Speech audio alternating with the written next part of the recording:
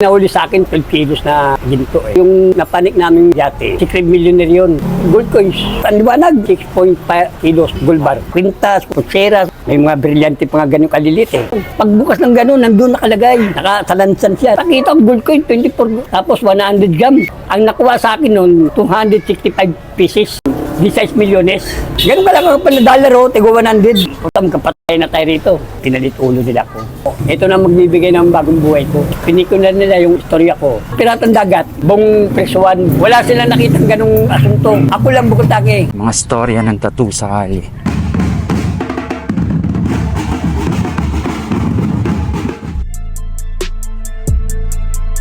Mga tinta nasa loob ng karayong pag tinatak na sa balat ay nagkakaroon ng malalim na kahulugan ng imahe. Ako po si alias Bingbing Toyo. Ang naging tattoo ko po nung araw, ito lang po, pati sa likod. Walang tattoo bilibid, puros laya. Nung makulong ako, singit-tingit lang. Pero ito, tattoo ko na rito, albas. Ito imahe ni Mama Mary, Impacto. Makobra yan. Tapos mukha ni Jesus Christ, Cherubim.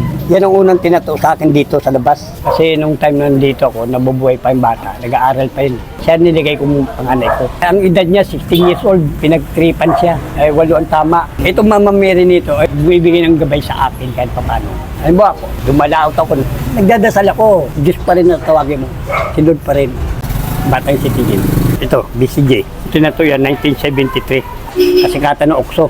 Ito kasi lugar namin dito. Dito nakabagay sila Tio Raga nung araw. Yung founder ng Okso nung araw. Tambayan nila, inuman nila to. Mamusmus pa kami.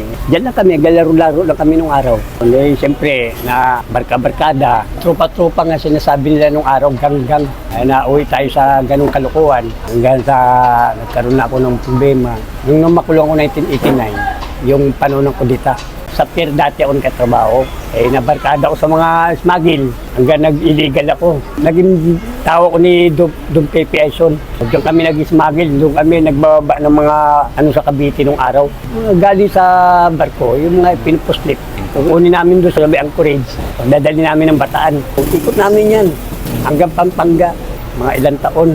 Ayun, namirata na kami. Ilang barko na panik namin dyan. Siguro mga 7 barko. Malalaki. Dati akong may bangka ba.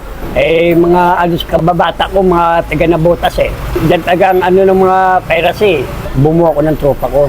Siyam kami magkakosa sa asunto. 7 ang namatay. 2 na kami nabuhay. Yung 4 na baril yun.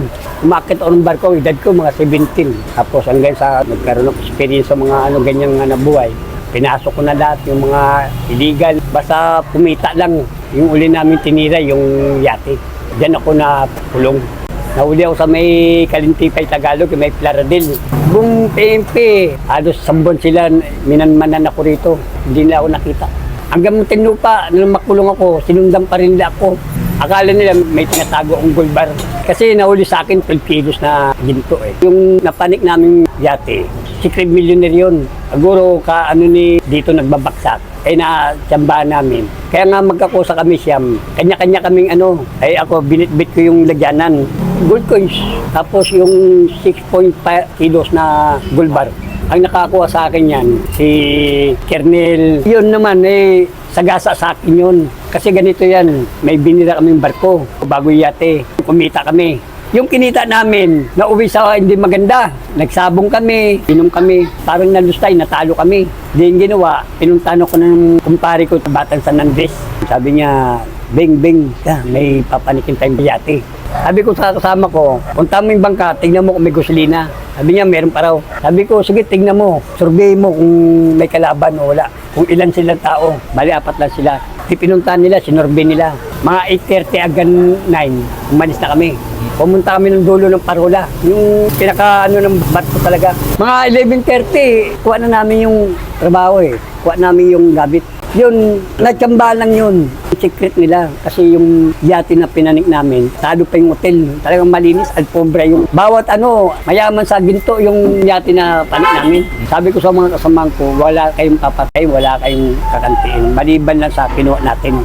Ito na ngayon. Mga alas, mga gamit, mga compact disc, mga TV. Sabi ko, Paano nyo nakita yung ginto doon? ako nakakita eh. Pagpasok ko ng pinatay ko yung makina ng bangka ko. Tapos may dala akong baril, pambulsa lang. Panik ako ngayon. Sabi ng mga kasamahan ko, wala na, halika na, angat na tayo. Sabi ko, nasa yung pera. Wala namang pera. Ayun pala, nagkanya-kanya sila. Sabi ko, hindi naman maganda to. Sabi ko, sige, akit ako ngayon. Hinahanap ko yung minday ng ilaw ng yate. Pagbukas ko, tandiwanag, kita mo tagay gamit. Kwintas, kutsera, lahat. May mga brilyante pa nga ganun kalilit eh. Hindi ko nung inuwa yun kasi kala mo, pilak eh. Nakita ko yung mga gamit eh. Ang ganda, di binulsa ko ngayon. Pag-away ko ng ganun, yung mga pang-Amerikanan lang damit, mga jacket, talaga. Naway ko ngayon, Pag-away ko, may nakita kong secret ngayon na cabinet. Di button eh. May ganito na kapiraso. Ginanyo ko ngayon. Pagbukas ng gano'n, nandun nakalagay. Nakasalansan siya, nakapaking tape. Kinuha ko yung balisong, niwa ko.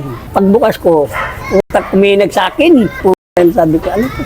Kaya kumuha ko lang para nakapak na siya. Pakita ang gold coin, 24, tapos 100 grams. Bawat isa. Yung pera natin nung araw na 5 piso, dalawahin mo nun. Ganun kakapal. Bawat isa. Ang nakuha sa akin nun, 265 pieces. Yung yata may sariling urmahan sila eh. Doon nila ginagawa. Bitbit ko ngayon. Sabi ko, halika na, ito na. Pagdating ko ng nabotas, kanya-kanya na kami. Nauna na pala yung 4. Yung mga nauna, yun ang unang umakyat. Yun ang may pera eh. Sila nakakuha ng panggastos nila, $1. Pero ang nakuha ko talaga, bali sa pera natin, 16 milyones. Ganun ba lang ako pa na dollar o, tigo 100. Hindi ako ba sa kanila eh. Kasi nag-uunsiya na kami. Hindi naman ako pwedeng kapkapin. Sabi ko sa kanila, putam kapatay na tayo rito. Pero hindi ko pa rin yun. Kasi mga kababata ko yan eh. Dinrating ko sila bago kami umalis. Pera-pera lang tayo. Pag nakuha natin pera, tayo? Ang nakahuli sa akin, kapatid ng general, tinarbaho agad ako 24 hours. Kasi ganito yan, pinalit ulo nila ako. Pinikap nila yung babae, drug addiction pala yung babae. No? Kaya sabi niya, pag tinuro mo si Bingbing, pakakawalan kita. Sila nagtago sila akin sa Bulacan eh. Tinuro nila ako ron, pinalit ulo. Yun, nag-ipon-ipon daw dyan. May kasama silang 2 dump truck na sundalo, saka kombi na pulis. Tapos dito, guro, bit kumulang 7 kotse. 3 ABS-CBN, umuli sa akin. Eh, hindi ko na malayan eh, kasi dibdib ng lugar eh. Ay pala, sinurkat nila ako, doon sila dumaan sa may pilapil. Unang kinapkapan sa akin yung jacket ko. Ang nakuha sa akin na bali 3 Rolex eh. Yung nilagay ko lang Rolex, isa lang, pero may 2 Rolex. Pinuha. Kanya-kanya na sila eh. Sabay tinutukan na ako ng camera. Ineksibit na lang yung mga pinagpeso. Tinago na nila. Natutulog ako, nasa unang ko eh. At nung araw ko dun sa Bulacan, hindi ako wala kakatulog. Kasi ang isip ko, baka mamaya, i-blackmail ako. Ayun nga, nangyari nga sa akin sir. Ayun, nila ako nila rito, helicopter. Ang isip ko, baka manakaw o kaya agawin o kaya birain ako. Kaya ginawa ko, uminom ako ng para makatulog. Ayun na, pang-4 na araw, doon ako tinira nila. Huli na ngayon ako. Ayun nga, nangyari sa buhay ko. Yung mga kasama ko kung saan ka nahuli. May pangalan din sila dyan sa'yo? Oo, ito, Bubot. Ito, Jerry. Ito si Bong? Oo, Bong. Ito, Sherling Dimple. Kasama yan. Ito, Totoy Rosario. Ito, Totoy Alamid. Ay, ito. Totoy Alamid. Ito, Corix. Si Curix. Mga namatay na yun. Yung naramdaman ko talagang kako, ito na magbibigay ng bagong buhay ko. Gusto ko mapaganda ba sa pamilya ko. Kung lumusot man ako, mayaman ako, di ba? Kasi yung trabaho namin, one time, big time eh. Kasi ang ugali ko, pera-pera eh. Hindi ako nakipag-away. Ang pinamulat sa akin ng magulang ko, kahit wala akong aral, may prinsipyo ako sa buhay ko. Gusto ko parehas. Kahit yung mga anak ko, hindi ko kinukonsintiya. Kasi ayaw kong maranasan sa kanila na naranasan ko. Gusto ko mapaaral sila. Sabi ko sa kanila, yung pag-aaral, hindi mananakaw yan. Tandaan nyo yan. Hanggat nabubuhay ako. Tandaan nyo yan, kahit saan kang pumunta, mas masarap, marami kang kaibigan. Kahit wala kang pera, maramdaman mo yung sarili mo. Magtrabaho ka, pumarehas ka. 61 na ako, sir. Pero nagtatrabaho pa rin ako. Para kumita lang ako, makakain ako ng maayos. Pero ang isip pa rin, sabi ko, hindi ako naghirap, hindi na Ngayon kahit saan man, pagtulog, isip ko pa rin yan. Punta naaalala ko talaga. Pag 40 years. Hanggang ngayon, Ganun pa rin ang isip ko. Hindi na may babalik kasi yun eh. Ano na sa akin.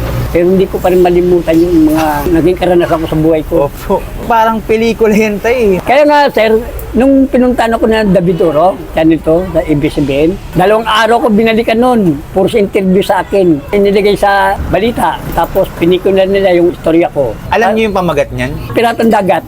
Inaanap nila buong presuan. Wala silang nakitang ganung asunto. Ako lang bukod taki.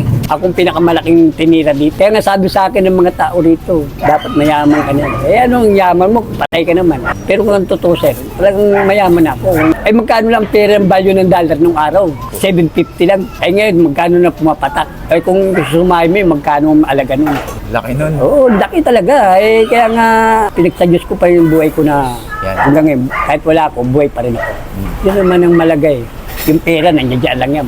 Hindi mo naman madadala kung sakali, di ba? Kailangan laban na sa buhay.